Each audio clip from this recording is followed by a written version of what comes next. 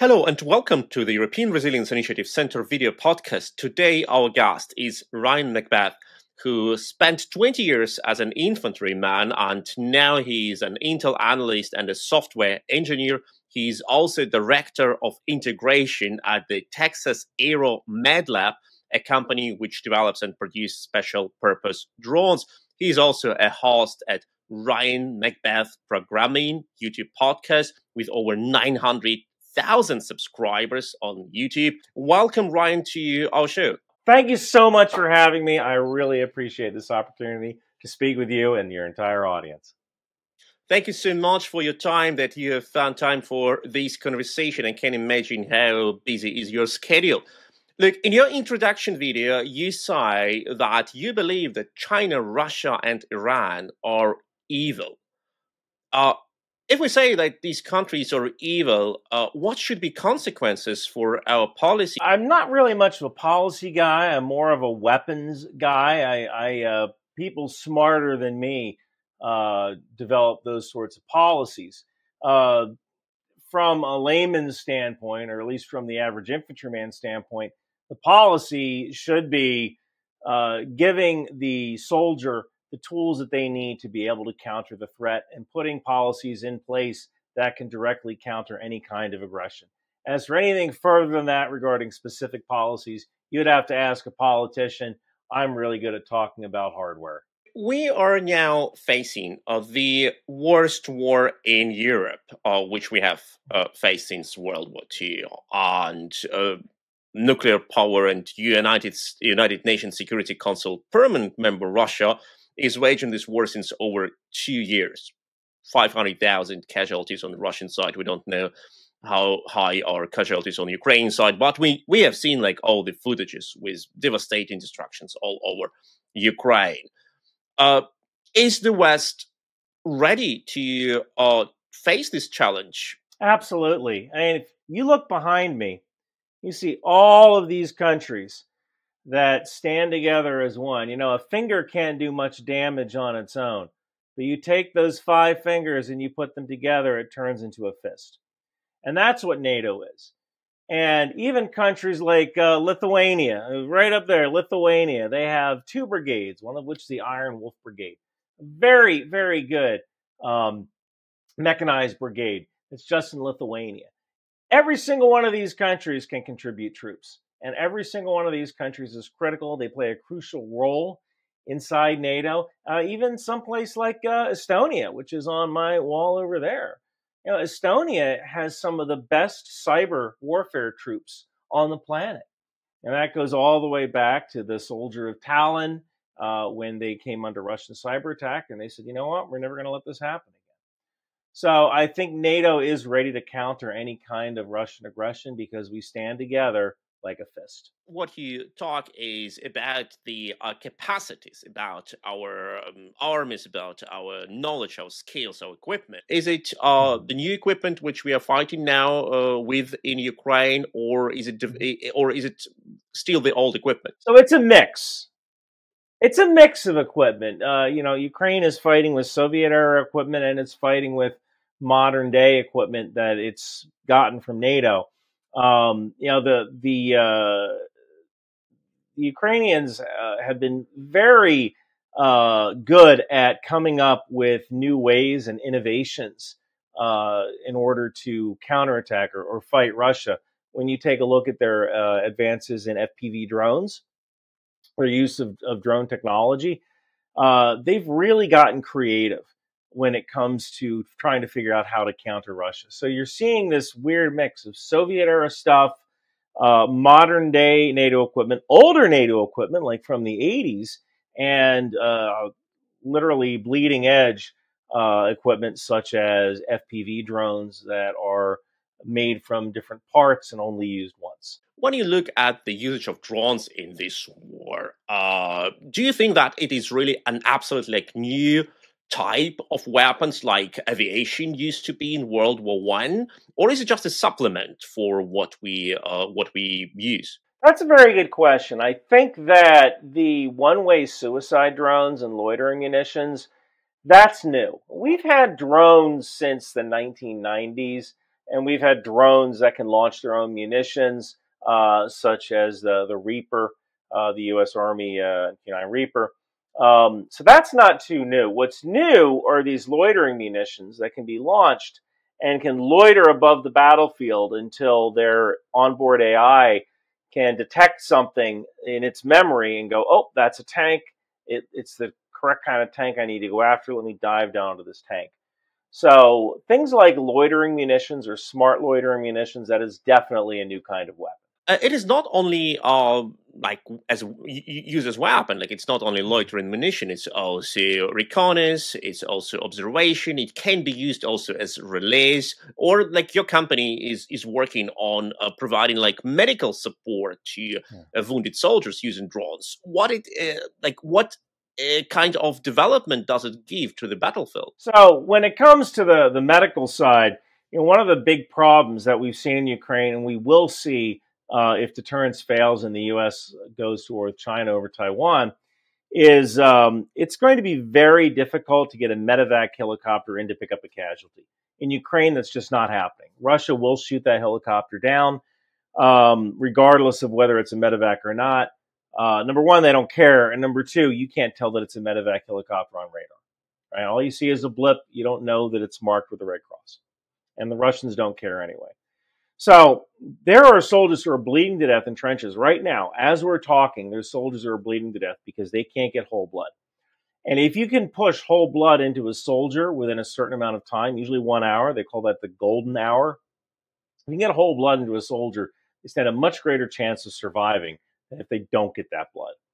So our drones are very small and they can move very fast, and we load them with maybe 3 units of blood, roughly 1.5 liters of blood.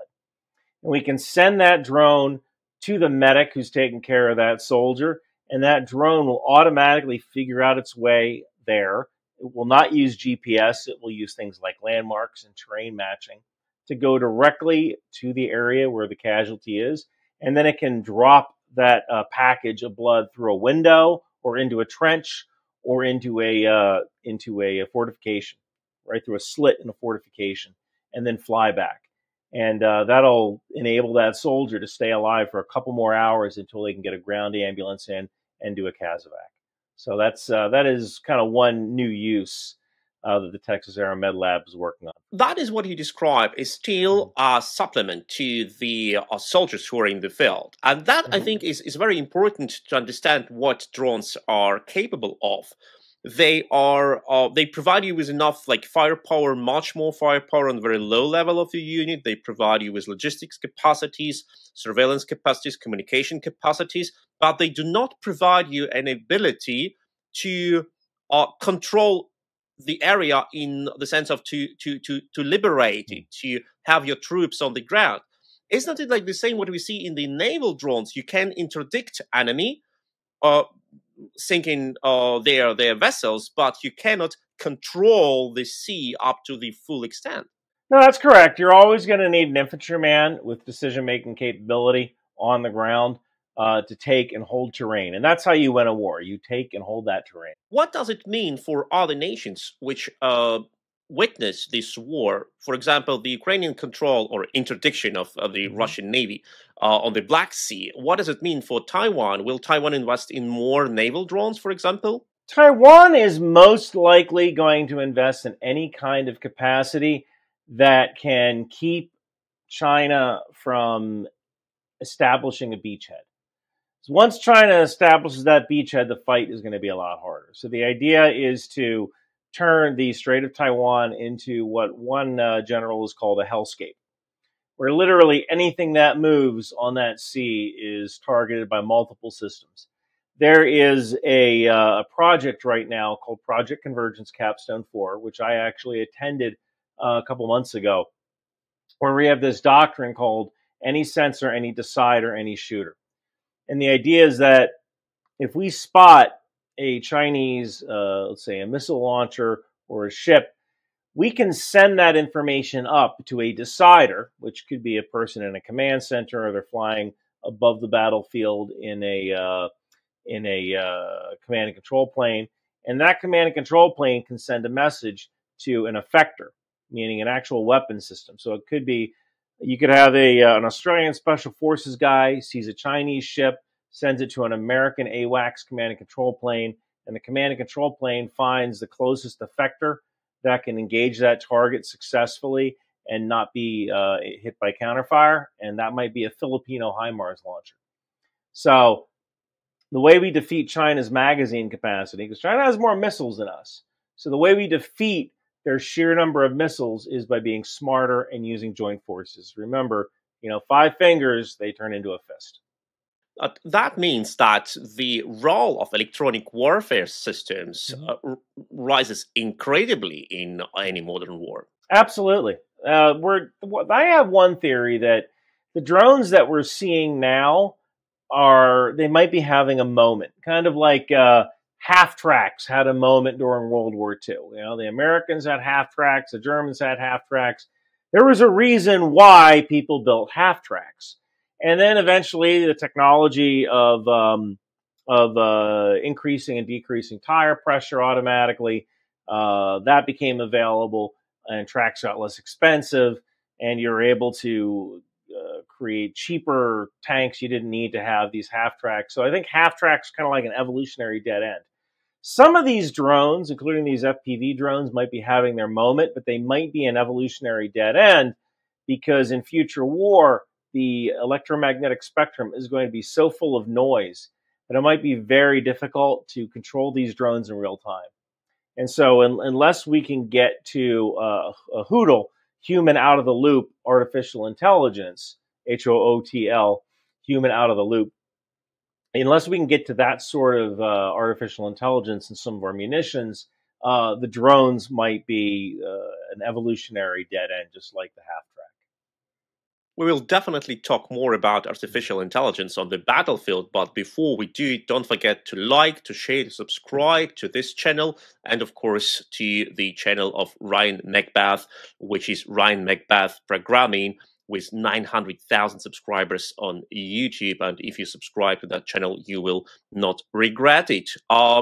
Regarding the artificial intelligence, which you have mentioned, we have this debate in Germany where our channel is located, a huge ethics debate. In Germany, politicians and military are very skeptical even to drones which have been directly controlled by humans, saying that the distance to the battlefield reduces the benchmark, the level of taking decision to kill, and that is already bad enough to say Bundeswehr should not be armed with drones, but delivering this capacity, this ability to decide to kill or not to kill to a machine, that's quite another level of decision.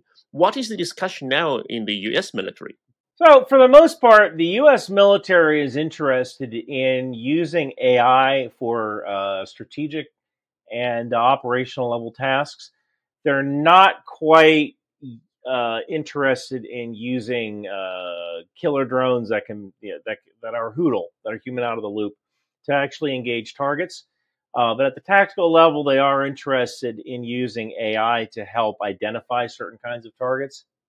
So we're not quite there yet, using humans out of the loop. However, some systems like the Patriot missile and the Aegis system, those two systems, they've technically been human out of the loop systems since the 1980s. Aegis protects all of America's destroyers and cruisers, and this system is designed to shoot down incoming missiles and incoming planes. And because these missiles are flying so fast, no human is going to be able to determine how to engage these weapon systems, so a computer does it. So you literally just have to turn on the Aegis system, and you say, okay, automatic mode, and you go. And Patriot system's the same way. When you're dealing with incoming TBMs, theater ballistic missiles, they're moving at Mach 5, right? They are hypersonic. So you need to be able to engage those quickly. And ever since the 80s, the Patriot system and the Aegis system have been human out of the loop killer robots. So in some cases, we're okay with that. But I think in the cases of using killer robots on the ground to actually engage other infantrymen, that's a little bit different. And the U.S. is a little reluctant to get involved in that. I believe that the problem here is the diversity of targets. If you use the AI or proto AI in guiding your missile, you know what is your target. It is an enemy naval vessel or an enemy tank, and then the AI coordinates like movement of missiles, but the target has been set practically by the operator. And here you just send a swarm of drones to some area and say, okay, guys, now you decide, or like your software will decide who is the enemy, who is not, who is to be attacked, who is not to be attacked. That is the problem. Yeah, I mean, well, is that a problem? Right? Like that's something we have to kind of get over, because if the adversary has that technology and we don't have that technology, that can certainly put them at a greater advantage in getting inside our decision loop. Because computers will always be able to make decisions faster than a human being. The question is whether it's the right decision. Now, here's the other funny thing. Humans make wrong decisions as well. People are afraid of the computer making the wrong decision and killing the wrong target. And that's bad. But humans make the wrong decision and kill the wrong target all the time. So, kind of the question is, would introducing a computer actually reduce the amount of times the wrong target is engaged? Because computers don't get tired. They don't get scared. They're not worried that if they don't take out this target, they won't get promoted. Computers are very calculating. They're only going to do what they're told to do, right? They're not worried about other external factors. So by not having this technology, we're certainly placed at a greater disadvantage if an adversary does have this technology. That is absolutely the case. If we humans would not have done mistakes, nobody would have been court-martialed, right? Yeah. And of course, if China, for example, would develop AI systems for their weapons massively, I would prefer that our armies also have AI systems and not fighting the Chinese AI without having our own one. But coming back to this competition between the target and the missile or the cannonball or you name it, we see on the battleground in Ukraine how Russia uses literally 1960s tanks improved with some improvised cages or other protective development. And the Ukrainians used modern drones with like carbon frames, but still armed with RPG-7 grenades. Yeah. Is it not some sort of eclectic, like using equipment of, let me say, 60 or 70 years of the scale? Oh, if it works, it works. You know, Donald Rumsfeld, who was the Secretary of Defense during Operation Iraqi Freedom, he once said that you go to war with the army you have, not the army you want or wish to have at a later date. So unfortunately, you don't get a choice as to what you fight with when war is thrust upon you. So you're going to use the equipment that you have available. And in Russia's case, these T-62 tanks, you know, they have less tech in them than modern T-72s, T-80s, T-90s, which is bad, but in a way it's good because then there's less to upgrade before you send them to the front lines. And if you're just using one of these tanks as an infantry support vehicle, you might not necessarily need all that tech that you use to find and destroy other tanks. There have been very, very few tank-on-tank engagements in Ukraine. I think I can think of maybe 3 tank-on-tank, genuine, honest-to-God tank-on-tank battles. Most of the battles you're seeing are infantry fighting tanks. And if Ukraine comes upon tanks, they just call in artillery, let the artillery take care of it. So you might not necessarily need all that high-tech stuff, all those high-tech sensors that are designed to find a tank at long range and prepare to engage that tank if you're using this tank as essentially a mobile pillbox, a mobile bunker to support your infantry on their advances. Isn't it a sort of degradation of purpose of battle tanks on the battleground? I'm pretty sure like generals like Guderian or Patton, like who developed practically the tank strategies in World War II, would be totally disappointed by that. They would be able to adapt as well. I think one of the purpose of the tank really is to close with, destroy the enemy, break through, and cause chaos in the rear. And I think that it's maneuver warfare, essentially. you never want to let your lines become static. Unfortunately, the lines have become static, and there's so much, there's so many mines, there's so many landmines that nobody can really punch through and create a breakthrough, which is what the tank was designed to do. And the other issue is that because there's so many drones, you can't really assemble more than a company. So 12 to 14 tanks, maybe 100 or so infantrymen. You can't really assemble more than a company without creating this massive thermal, visual, and electronic signature. And that signature gets put out when you've assembled all these vehicles, and the adversary knows exactly where you are, and that's when they send rockets. So I think either side is going to have a very hard time breaking through to the other side unless one side completely collapses, because neither side can assemble more than a company to actually execute an attack, because once you assemble more than a company, it becomes this massive signature, and drones and artillery and rockets are fired directly at that signature. Does it mean that for the future wars, massive usage of tanks can also be observed if the adversaries are unequal? And if as soon as they are equal, there will be something what we're observing now, like no usage of aviation to a certain extent, and a very limited usage of tanks, mostly IFVs and infantry. That's certainly possible. I mean, if an adversary is willing to use landmines, and there are some countries that have signed different landmine treaties, although most of those treaties don't ban the use of anti-tank landmines. One of the hardest things to do in battle is breach a wire-mined obstacle, an obstacle that has barbed wire and landmines. One of the hardest things for any army to do.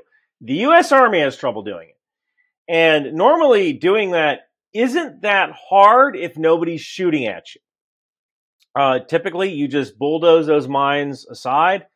You push in dirt over top of any kind of trench. You roll right over the trench and you keep going.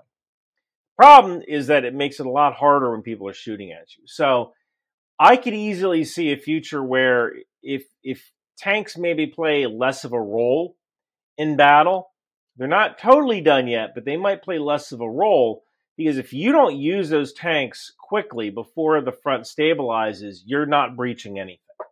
And you're just going to be throwing drones and rockets at each other for years, which is probably what's going to happen in Ukraine.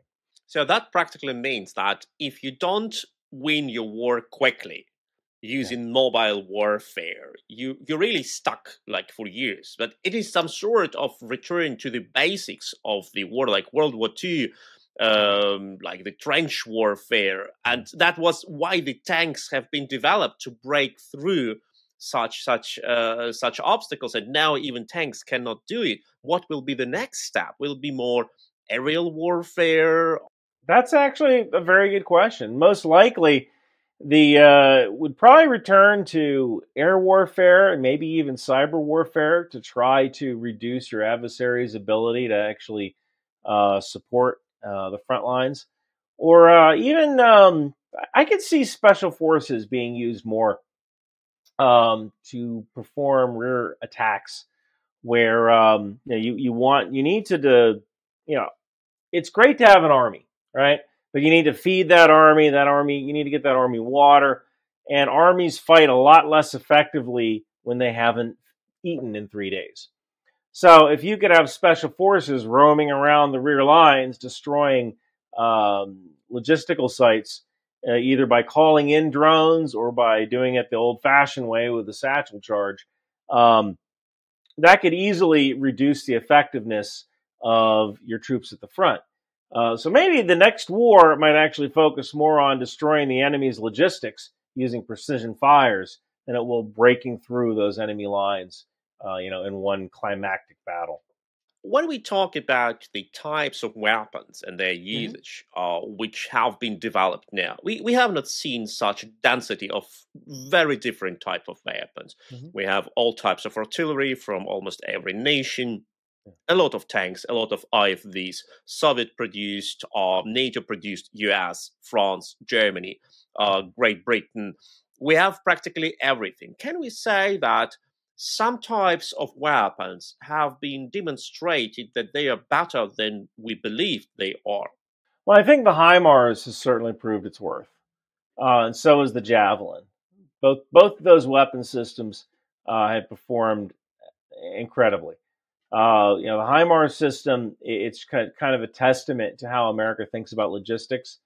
Because if you look at the old Soviet Grad era rockets, they have to individually load every single one of these rockets. They have to use a wrench to put the firing wire connect the firing wire to the actual ignition. In something like the American HIMARS system or the GMLRS or MRLS, multiple rocket launch system, you have these cartridges, these pods of 6 rockets each. And there's a crane that's on the HIMARS system or the MRLS system. And you just back right up to where the cartridge is or the pod. You lower the crane, you pick it up, you put the cartridge in, and you're ready to fire in about 2-3 minutes. And you can even, this is something that Ukraine is doing, they're dropping these pods off at various points. So you just have a HIMARS launcher go from pod to pod to pod to pod and do their fire mission. So the HIMARS, that's really proven to be a very effective weapon. And the Javelin, the Javelin has been deadly. Every time you see someone fire a Javelin, I want you to think of that scene in the movie Ferris Bueller's Day Off where they crash a Ferrari through a window, because that's what's going on. You are essentially destroying a Ferrari. You are shooting a Ferrari downrange. But this weapon is worth every penny, because the Javelin does not care how small you are. All it does is it takes a picture of whatever is in those track gates. You have these 2 gates, and you'll put those gates onto the target, and you say, yes, that's what I'm looking for. And that missile will go, and it will hit whatever you put between those 2 gates. Doesn't matter if the thing's moving. It doesn't matter if it's cooled off a little bit. It doesn't matter if it tries to hide behind bushes. It will find it and destroy it.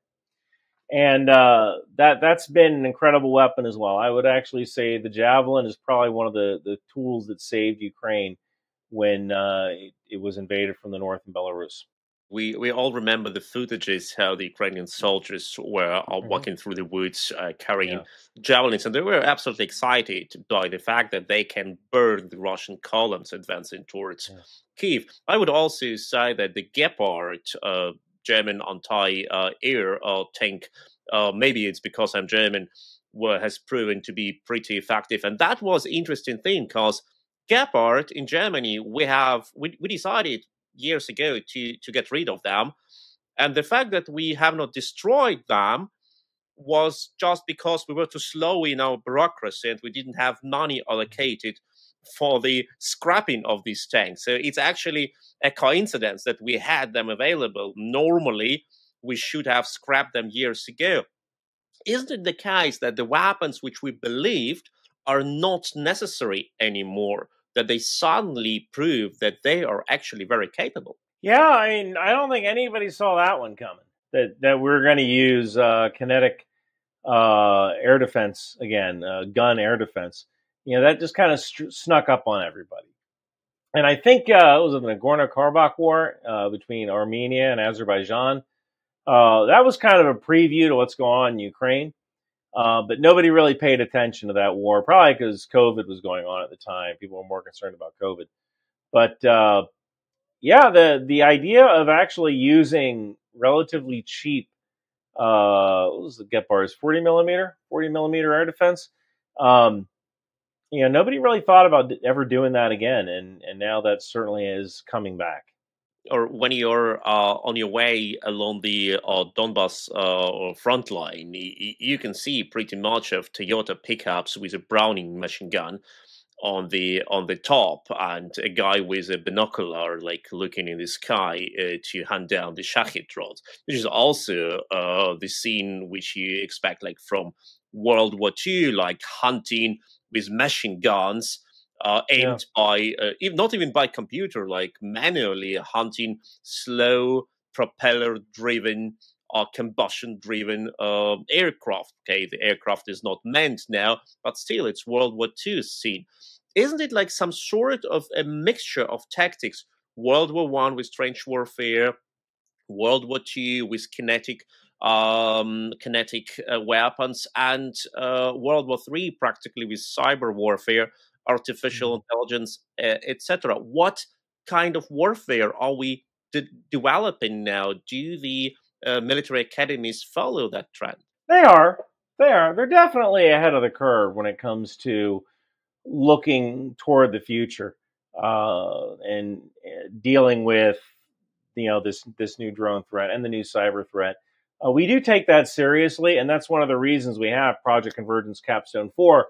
We're trying to figure out how to use all of these munitions the right way, and we do that now so that we're not trying to figure it out on the fly in the future. Can our armies adapt so fast during the peacetime? We're still legally in peace. And Ukrainians are so fast because they know if they don't adapt, they die. That's why so many battalions or even platoons develop their own improvements. But in our Western world, how fast can we develop new types of weapons? We can do it pretty fast. One of the things that I've noticed is that during the war in Iraq, we saw a lot of Humvees get destroyed by roadside bombs. And probably within about less than a year or so, 2 years, we took off-the-shelf MRAPs, mine-resistant ambush-protected vehicles, and we had those being used in Iraq and Afghanistan to deal with the roadside bomb threat. So we are slowly getting better at any kind of rapid fielding initiatives. There's always going to be people who want to do things the same old way. But usually when you have a crisis situation, all sorts of money opens up, all sorts of people who go hey, I have an idea. Those people pop up, and you tend to see a lot more innovation during wartime, especially when your life is on the line. Does it mean that if we start this production and the big producers jump in, the price of the equipment will rapidly increase because it will suddenly be all military grade? That kind of depends. There might be some things that are commercial off-the-shelf products. I'm trying to think of one good example, and you can call it military grade all you want, but there was this device that was developed called the Rhino.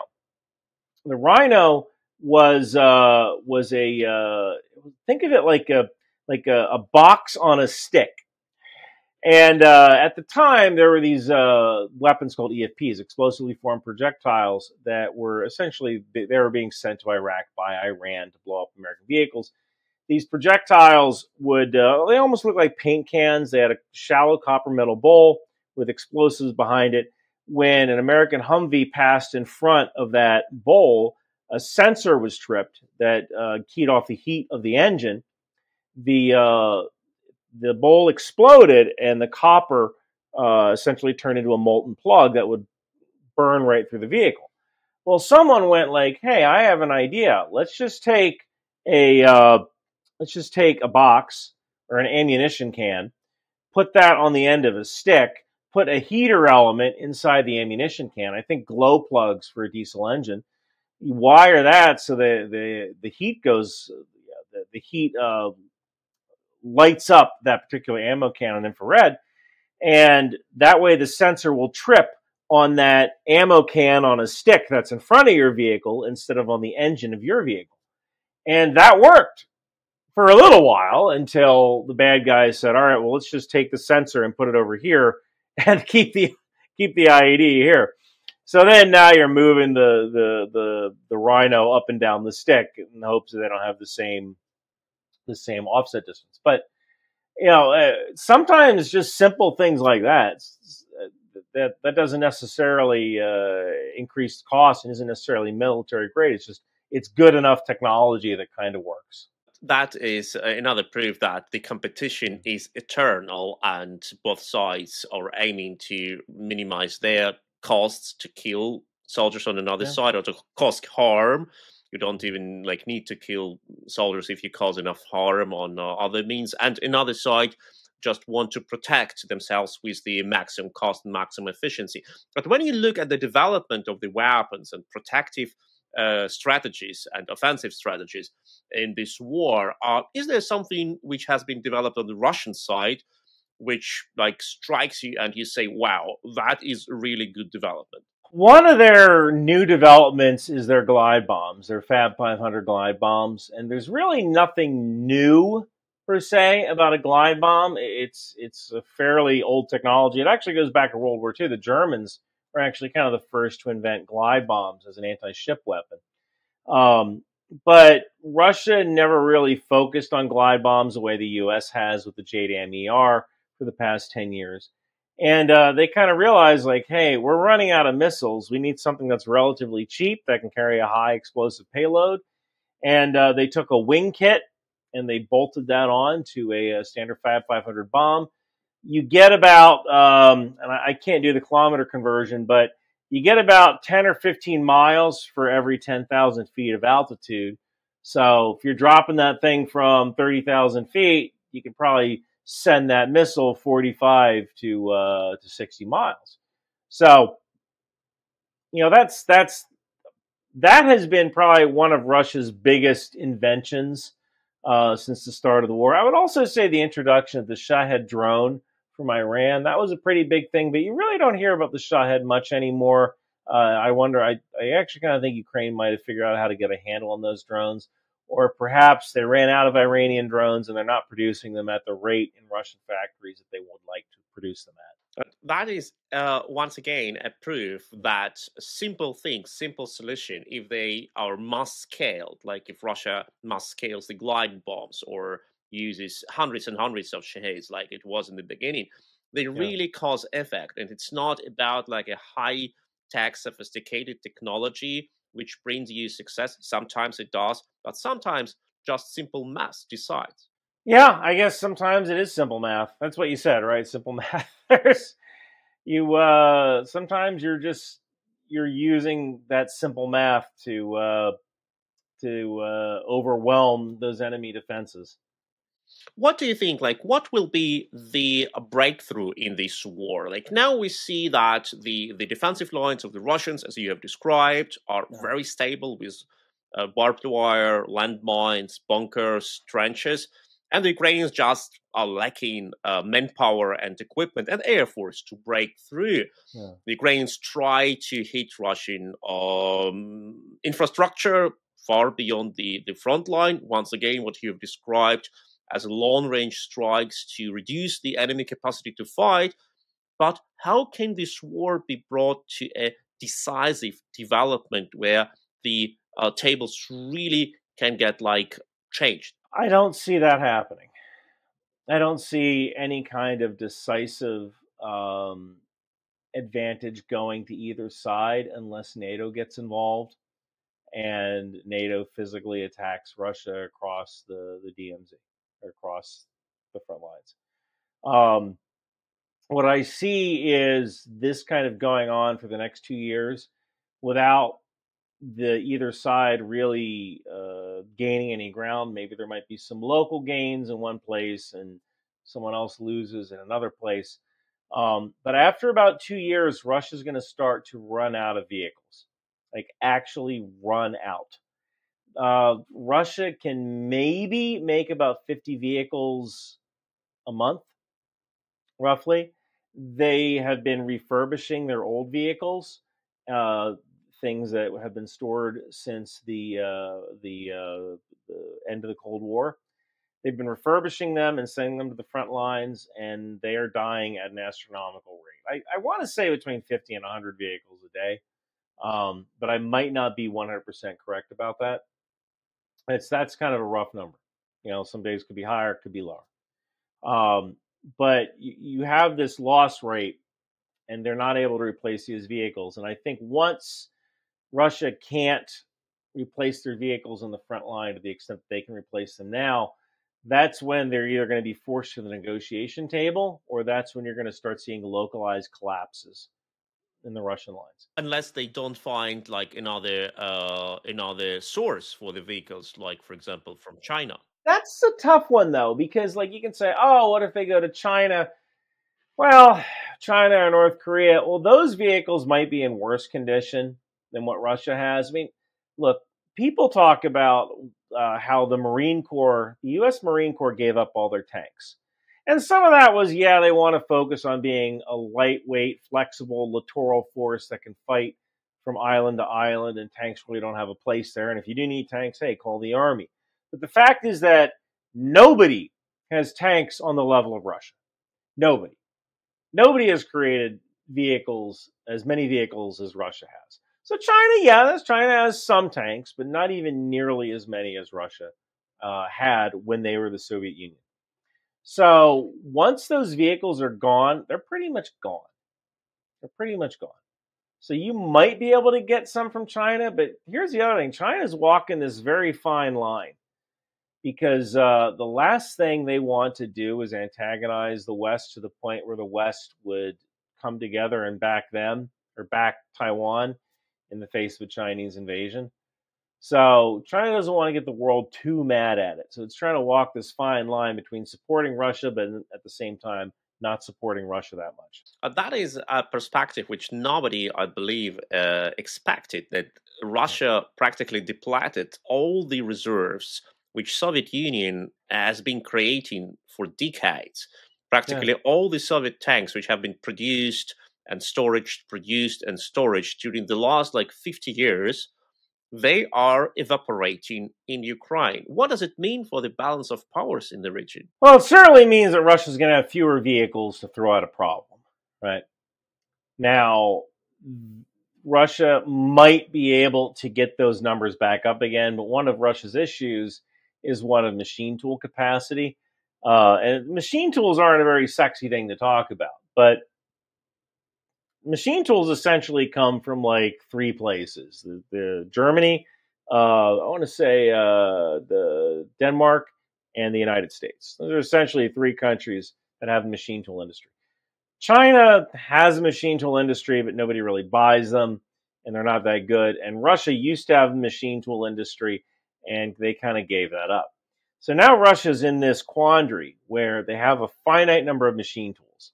And by machine tools, these are advanced machines, CNC, computer numeric control machines that can create parts. And theoretically, you can even create parts for other machine tools. So if you want to build your own machine tool industry, you need machine tools. So Russia has this choice. They can either use machine tools to repair the oil rigs that are failing, because a lot of Western companies built the oil rigs in Russia that Russia is pumping oil and selling to China, and they can't get parts for those anymore. So now you have a choice. Do you use the machine tool to build a tank that's going to help you win a war, or do you use the machine tool to create a part to fix the oil rig that's going to create the money to help you win the war? Right? That's a dilemma. A problem has one solution or more solutions. A problem has one or more solutions. A dilemma has two or more solutions, each of which are equally bad. So that's a dilemma. You have a finite capacity on a machine tool. Do you use it toward making a weapon, or do you use it toward making a part for an oil rig? And that's kind of where Russia is. It would take years. It would take as many years as you saw before, probably longer, to build up Russia's military industry to what it was during the Cold War, just because back then they had the machine tools, they had the factories, and now they don't even have the machine tools. They have to choose where those Western machine tools are going to be used. And again, are you going to make a rocket, or are you going to make a part for an oil rig? And that is once again this dilemma: butter or guns, and in this case, on crude oil or tanks.